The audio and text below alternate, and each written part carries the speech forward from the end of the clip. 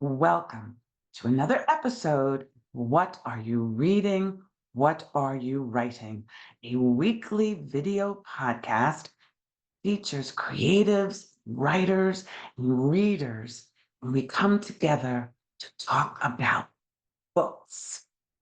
I am your host, Karen E. Osborne, author of 4 novels and counting. I am so glad you're here. I think you're going to enjoy our next guest. Thank you so much for joining us today. And thank you, Norman Caesar, for joining us as well. How are you today? I'm fine. Thank you for having me. Oh, I'm really glad. I'm really glad that we are going to have this conversation, this important conversation.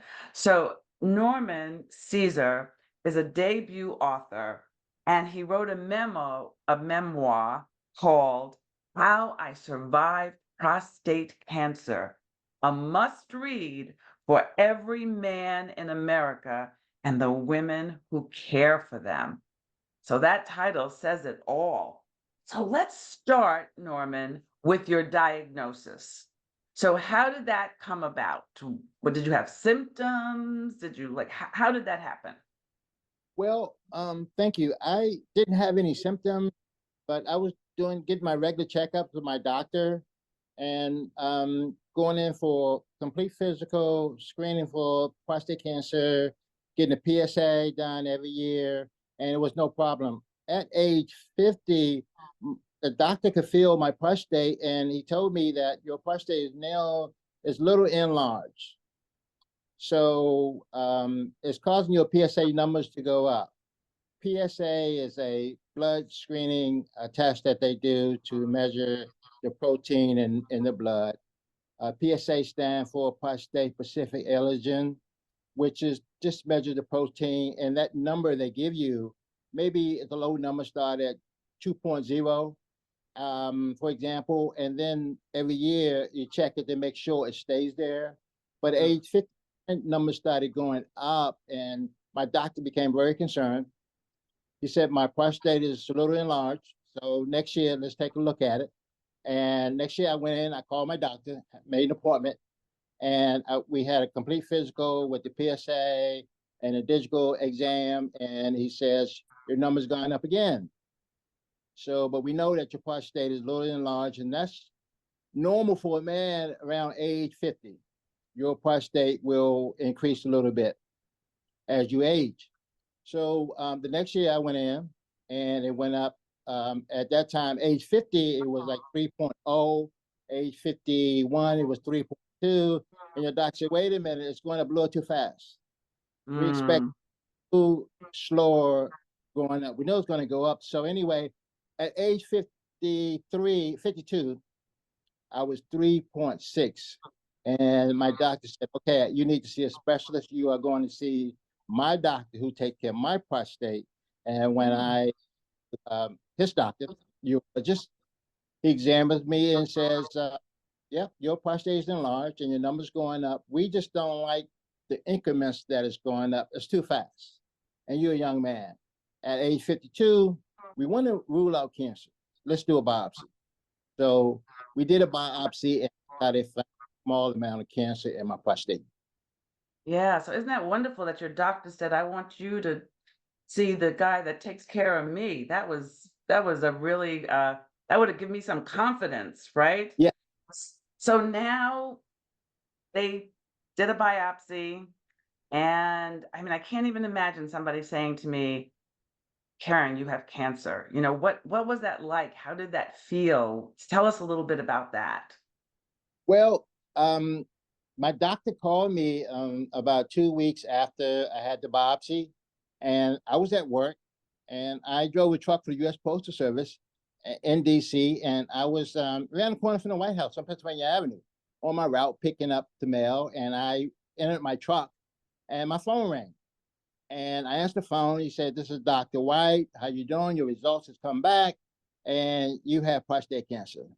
Of course, at that moment, it took the wind out of my sail, and especially with a phone call.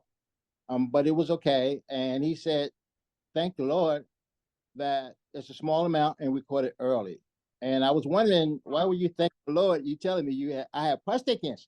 Yeah. So he come in, we'll talk about it. He made an appointment. We went into his office, and he told me, well, he thanked the Lord because a lot of times the doctor catch it late stage.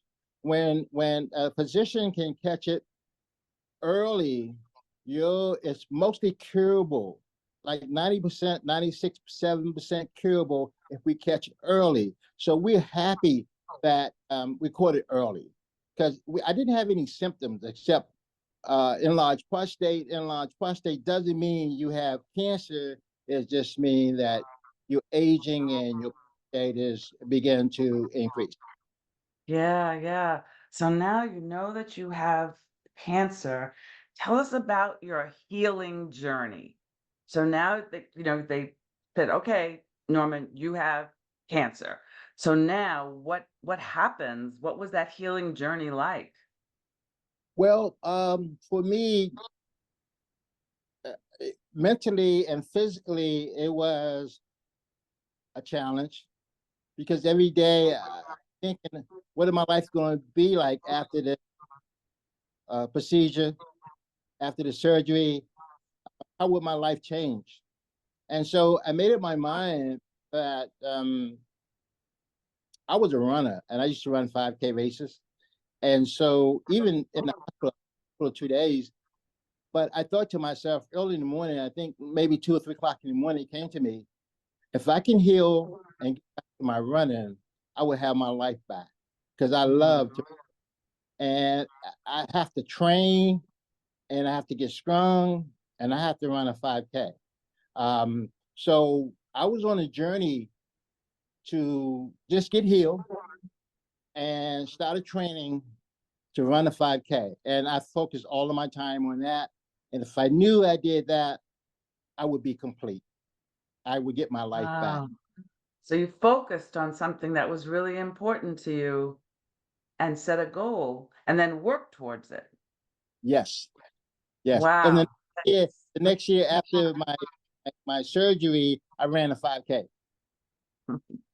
That's excellent, excellent. So, you decided like writing a book is a daunting thing, right? Writing a Yes. book is a big, big, daunting goal. Maybe maybe a lot bigger than running a 5K. I don't know, but it's a great big goal. So tell us, why did you decide it was important to write this book? Well, first of all, it took me over 10 years to write this book.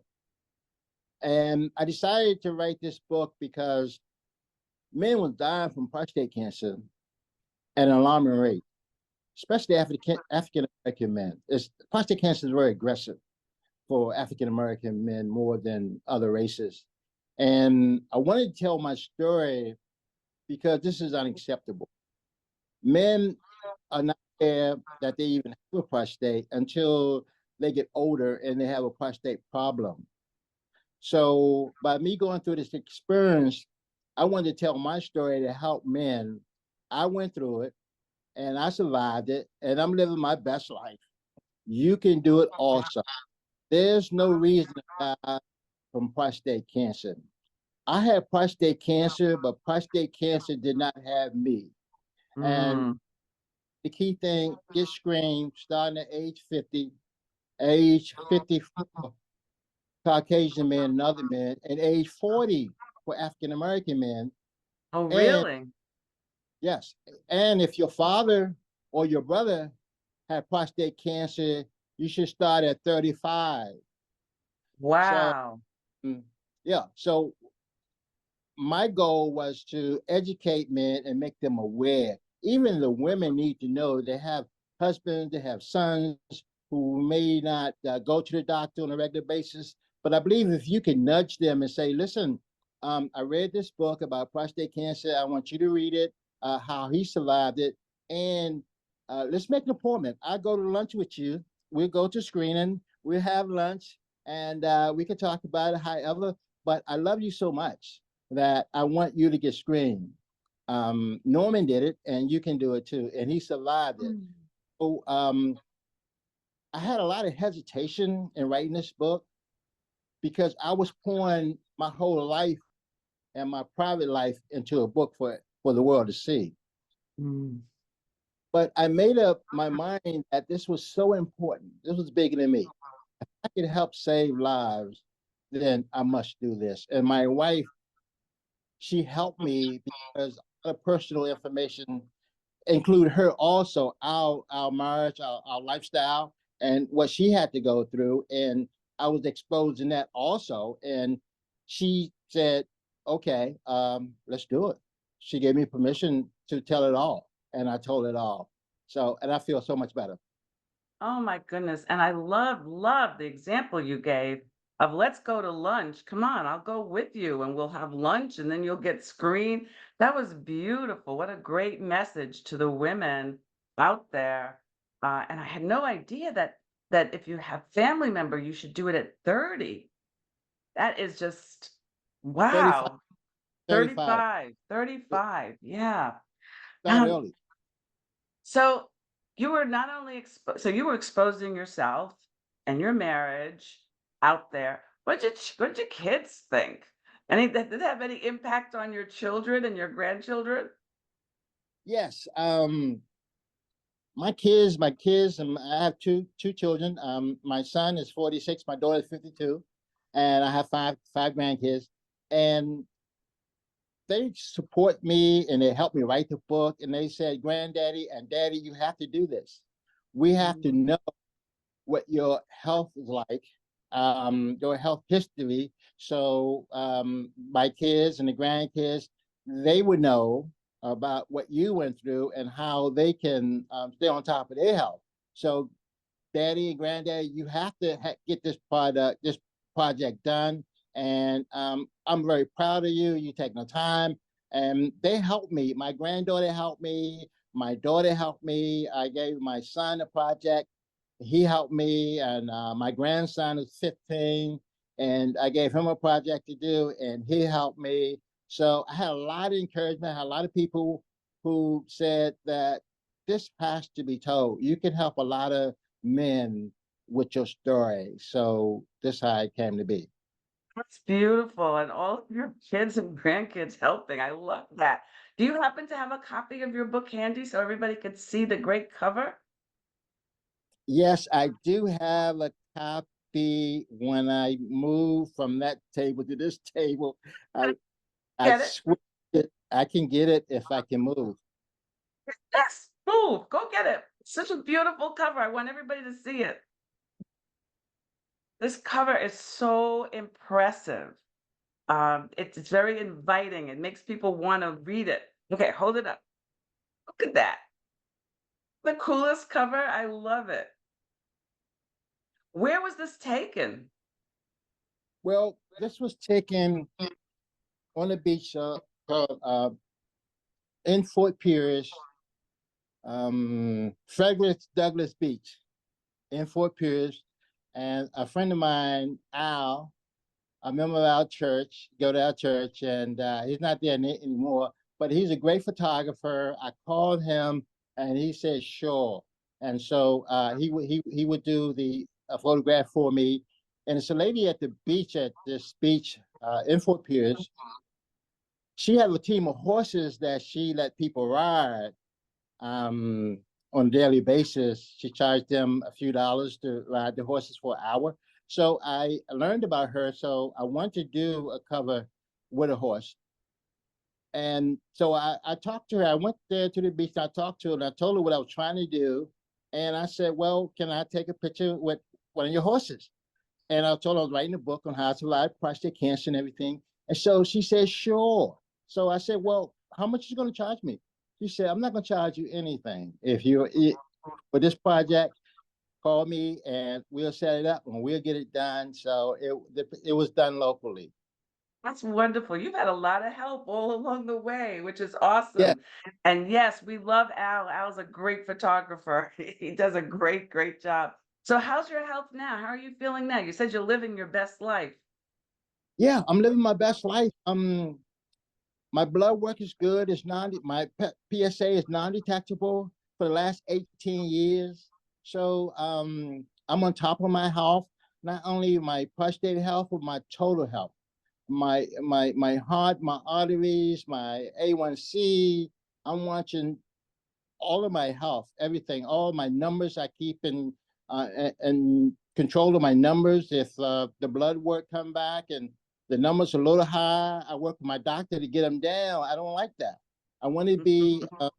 very health conscious, and it's very important to me to take care of my health because you know what? No one else is going to do it if I don't do it. If So you don't do it.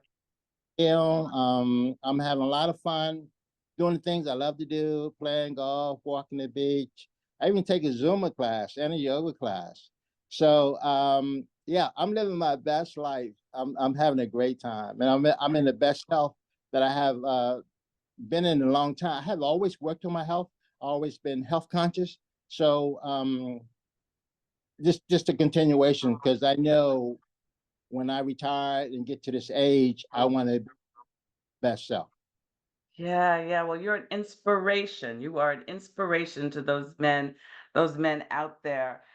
This show is called What Are You Reading? What Are You Writing? So we always like to have our guests recommend a book that they've read recently. It could be any kind of book at all that you've enjoyed that you could recommend to our audience. Well, I read health and finance books. So a book, The Money Makeover. That book teaches you how to keep your finances, and uh, he says cut up credit cards, don't use credit cards, so you won't be bound to credit cards and creditors, and how to pay off your mortgage within 10 years. And another book is Eat to Live by Dr. Joel Furman. And this book teaches you how to avoid heart attacks, strokes, and diabetes by changing your diet. And so I'm really interested in that, and those kinds of books that keep me afloat. Yeah, yeah, those are great recommendations. So this has just been a wonderful, wonderful conversation. I've so enjoyed it. And I'm so glad for you that this book is available. As I said, I'm giving it to my son and my nephews as well.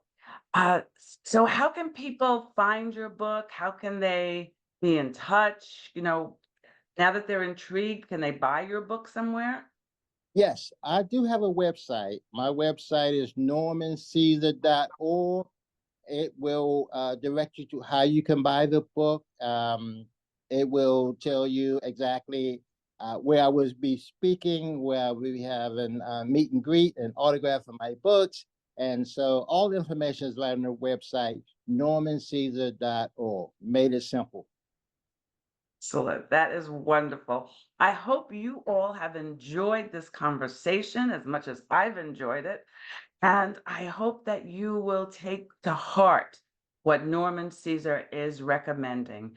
You know that this is one of those silent killers and we need to get it under control. And he's such a wonderful example, and his story is gripping and interesting. And so I hope you will read his book, invite him to a book club, invite him to a men's meeting so he can talk to you about how you can prevent cancer. Thanks, everybody. See you Thank next week on What Are You Reading? What Are You Writing? Take care.